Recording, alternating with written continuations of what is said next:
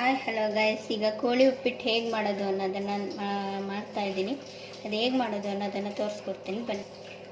ಮೊದಲಿಗೆ ಕೋಳಿ ಉಪ್ಪಿಟ್ಟಿಗೆ ಒಂದು ಸ್ವಲ್ಪ ಮಸಾಲೆನ ರೆಡಿ ಮಾಡ್ಕೋಬೇಕು. ಅದಕ್ಕೆ ಸ್ವಲ್ಪ ಒಂದು 2-3 ಸ್ಪೂನಷ್ಟು ಎಣ್ಣೆನ ಹಾಕ್ಕೊಳ್ಳೋಣ. ಈಗ ಮಸಾಲೆಗೆ ಒಂದು ಮೆಣಸಿನ್ಕಾಯಿನ ಉದ್ದುದ್ದಾಗಿ ಹೆಚ್ಕೊಂಡಿದ್ದೀನಿ, 2 ಈರುಳ್ಳಿನ ತೊಗೊಂಡಿದ್ದೀನಿ, 2 ದಪ್ಪ ಸೈಜಿನ ಈರುಳ್ಳಿನ ತಗೊಂಡು ಕಟ್ ಮಾಡ್ಕೊಂಡಿದ್ದೀನಿ, 2 ಗೆಡ್ಡೆ ಬೆಳ್ಳುಳ್ಳಿಯನ್ನು ತಗೊಂಡು ಹುರ್ಕೊಳ್ಳೋಣ. ಈ ಮಸಾಲೆಗೆ 1 ಸ್ಪೂನಷ್ಟು ಮೆಣಸನ್ನು ತಗೊಂಡಿದ್ದೀನಿ, 1 ಸ್ಪೂನಷ್ಟು ಜೀರಿಗೆನ ಹಾಕ್ಕೊಳ್ಳಿ. ಇದಿಷ್ಟನ್ನು ನೀಟಾಗಿ ಎಣ್ಣೆಯಲ್ಲಿ ಫ್ರೈ ಆಗೋ ಥರ ಹುರ್ಕೊಳ್ಳೋಣ. ಕುಕ್ಕರ್ಗೆ ಸ್ವಲ್ಪ ಎಣ್ಣೆ ಹಾಕ್ಕೊಂಡು ಒಗ್ಗರಣೆ ಹಾಕ್ಕೊಳ್ಳೋಣ. ಈಗ ಉದ್ದಕ್ಕೆ ಹೆಚ್ಕೊಂಡಿರೋಂಥ ಉಪ್ಪಿಟ್ಟು ಒಗ್ಗರಣೆ ಹಾಕೋ ಹಾಗೆ ಎಣ್ಣೆ ಕಾಯಿಗೆ ಒಗ್ಗರಣೆಗೆ ಹಾಕೋಣ. ಈರುಳ್ಳಿ ಹಸಿ ವಾಸನೆ ಹೋಗೋವರೆಗೂ ಎಣ್ಣೆಯಲ್ಲಿ ಫ್ರೈ ಮಾಡ್ಕೊಳ್ಳೋಣ. 2 ಸಣ್ಣದಾಗಿ ಹೆಚ್ಕೊಂಡಿದ್ದ ಟೊಮೊಟೊನ ಎಣ್ಣೆಗೆ ಹಾಕ್ಕೊಳ್ಳೋಣ. ಇದನ್ನು ನೀಟಾಗಿ ಎಣ್ಣಾಗೋ ಹಾಗೆ ಫ್ರೈ ಮಾಡ್ಕೊಳ್ಳೋಣ. ರುಚಿಗೆ ತಕ್ಕಷ್ಟು ಉಪ್ಪನ್ನು ಸೇರಿಸ್ಕೊಳ್ಳೋಣ. ಚಿಟಿಕೆ ಅರಿಶಿನ ಆ್ಯಡ್ ಮಾಡೋಣ. ಟೊಮೊಟೊ ಈರುಳ್ಳಿ ಎಲ್ಲ ನೀಟಾಗಿ ಫ್ರೈ ಆಗೋವರೆಗೂ ಎಣ್ಣೆಯಲ್ಲಿ ಇಟ್ಕೊಳ್ಳೋಣ ಚೆನ್ನಾಗಿ.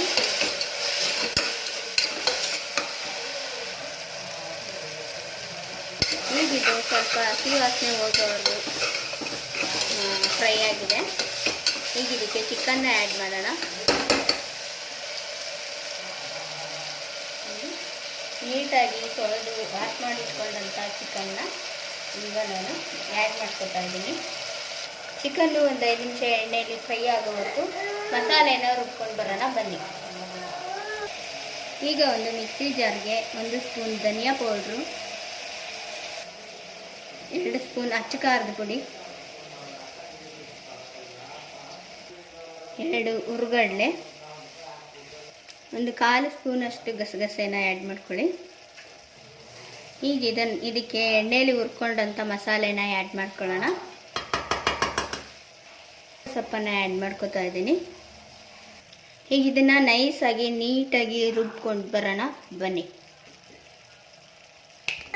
ನೋಡಿ, ಈ ರೀತಿಯಾಗಿ ನೀಟಾಗಿ ನೈಸ್ ಪೇಸ್ಟ್ ಮಾಡಿಕೊಂಡು ಬನ್ನಿ, ರುಬ್ಕೊಳ್ಳಿ. ನೋಡಿ, ಈಗ ಚಿಕನ್ನು ಒಂದು 5 ನಿಮಿಷ ಎಣ್ಣೆಯಲ್ಲಿ ಫ್ರೈ ಆಗಿದೆ. ಇದಕ್ಕೆ ರುಬ್ಕೊಂಡಿರೋಂಥ ಮಸಾಲೆನ ಆ್ಯಡ್ ಮಾಡೋಣ. ಈಗ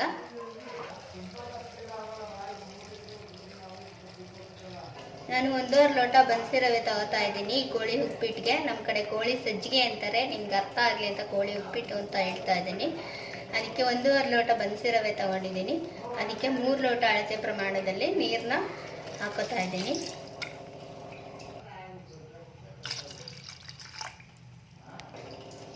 ಇದು ನೀಟಾಗಿ ಮಿಕ್ಸ್ ಮಾಡ್ಕೊಳ್ಳೋಣ.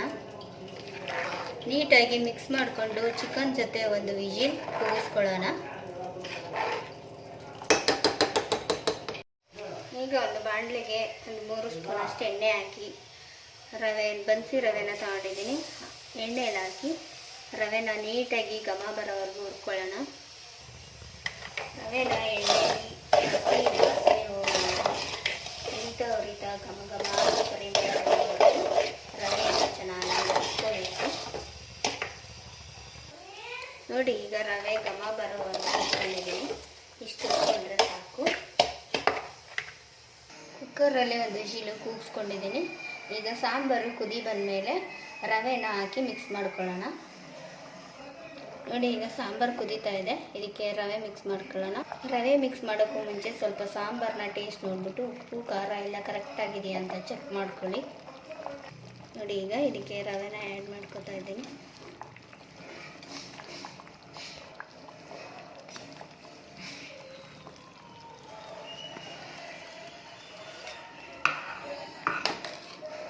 ಈ ರೀತಿ ಸಾಂಬಾರಿಗೆ ರವೆ ಗಂಟಿಲ್ದಿದ್ದಂಗೆ ನೀಟಾಗಿ ಮಿಕ್ಸ್ ಆಗೋ ಥರ ರವೆನ ಹಾಕೋತಾ ಮಿಕ್ಸಪ್ ಮಾಡಬೇಕು. ರವೆನ ಮಿಕ್ಸ್ ಮಾಡ್ತಾ ಮಿಕ್ಸಪ್ ಮಾಡ್ಕೋಬೇಕು. ಟೇಸ್ಟ್ ಅಂತೂ ಸಖತ್ತಾಗಿ ಬರ್ತಾಯಿದೆ.